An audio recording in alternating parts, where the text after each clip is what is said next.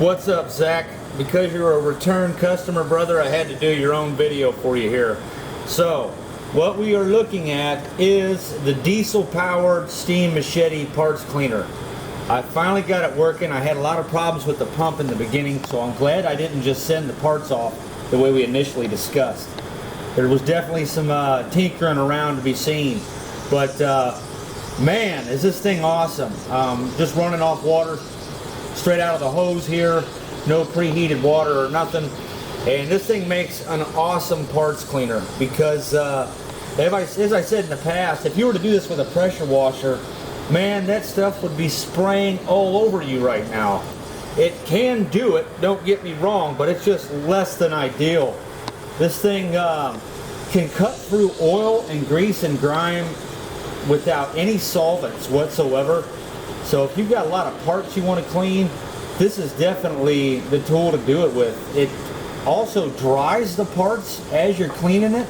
I know that sounds so stupid, me saying that to you right now, but we got to remember, guys, there is like a 40,000 watt hair dryer blasting at the part at the same time you're hitting it with steam. So the entire part does kind of heat up a little bit. It's very analogous to a situation where when you pull a wet plate out of a dishwasher that's on the dry mode, and how it just kind of seems to dry very quickly. It will have some splash on it, don't get me wrong, but it dries way faster than it would if you were to use a pressure washer, because as I said, that hair dryer effect is definitely plays a huge role in the speed at which you can dry stuff off. So I'm impressed, man. This thing is working phenomenal on diesel. I wish I could have got you some more footage. It's like 110 degrees out here, man. They really got the HARP weather system cranked up on high this year. Of course they do. I mean, they got to fill the bill, I guess. So I'm going to shut up before I get my video deleted, and let's see what else we got going on here. Alright, Zach, the rules to lighten this thing up are a little bit different than propane. We're going to start off on a low flame here, but first of all, you see that bucket sitting behind me there? I had to purge all the air bubbles out of the line before we even start, because there's going to be some air bubbles present, and those can be a real pain in the neck. I get a little carried away lighting it up this trip. You don't need to run that much gas. I'm just always in a big hurry. It's best to just get it lit a little the way I have it here, and then just kind of let it sit there a minute. You don't want to try to get it turned on full power right away. We want to get the combustion chamber up to incandescent temperatures before we really start to throttle up. I'm trying to pay attention to my water flow here as well. I should turn it up any second. I'm kind of narrating this here, obviously, but I'm noticing I'm kind of letting that water go a little much. Let's get a little better there, I guess. You don't want to overheat the coil during the process of lighting the torch. So that's what's kind of going on here. I'm checking the pressure now because things got weird on me for a second, but at any rate, you see how I'm just kind of letting it slowly heat up, and this torch is very deceiving because of how powerful it is. Just having it lit is not good enough. You have to learn how to achieve the optimum setting of the torch, and this torch can go from sounding like a jet engine to sounding like a rocket, and there is a difference, and it's an incredibly powerful torch. It really is nothing like a lot of people have ever seen. So until you've used it for a while and become familiar with it, you're not going to be able to harness the maximum power of this equipment.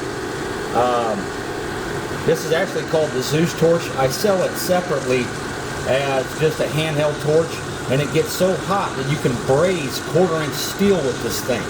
It's freaking crazy.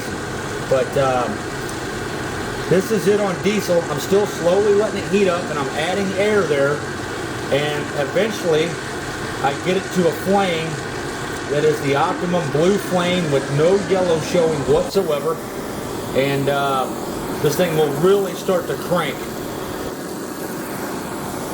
So this is kind of a closer look at what we got going on here. This is a very wet spray. I have not had time in this video to set the adjustments to any you know, optimum settings. I just got the thing turned on and wanted to hurry up and get you some video and get this thing in a box headed your direction. Okay, I'm not going to bore you with the entire decal removal here, but as you can see, it can get rid of those pain in the arse stickers.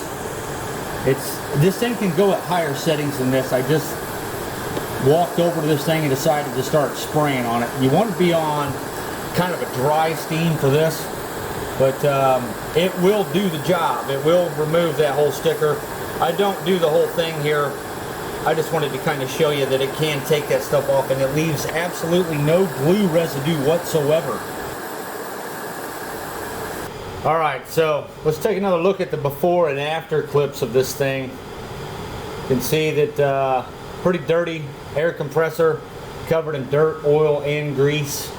And it'll clean it off to a dry surface to where there is no oily residue even left over. It completely removes grease and oil, and pretty quickly actually, without making a big huge mess in the process. Here's a quick look at the new handle design. Alright, so that was at 250 psi's back pressure. I highly doubt the wand pressure was hitting that much. So in this test I did not adjust the pressure where I really wanted it, but I just kind of gave it a little brief spray over. Some of that that's still on there is like corrosion spotting. That's not really something that's going to spray off of there, but you can see here's a spot that I missed down in that crevice.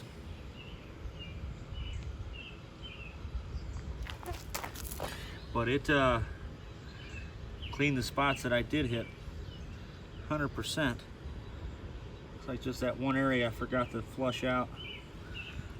And I would guess we were probably at about 200 psi's there, just based on my experience with this machine.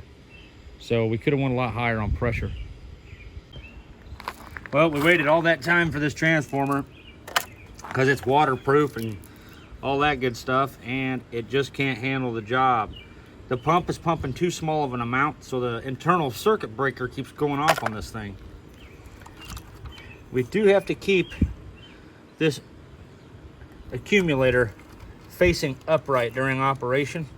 That air bubble helps eliminate the pulsation effect that this type of pump causes.